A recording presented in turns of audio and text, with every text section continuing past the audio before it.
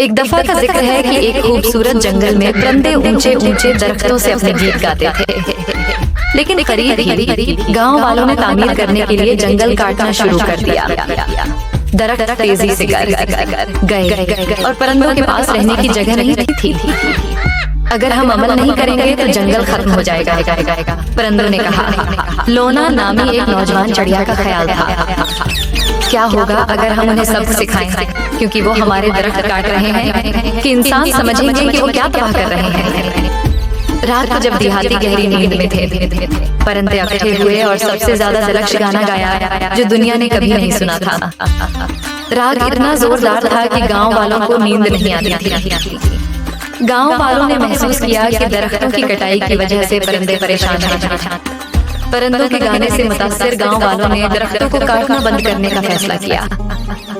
हम जंगल की हिफाजत करेंगे, उन्होंने वादा किया। इसके बाद से इंसान और जंगल हम आमने से रहते थे और परिंदे गाना जारी रखते थे।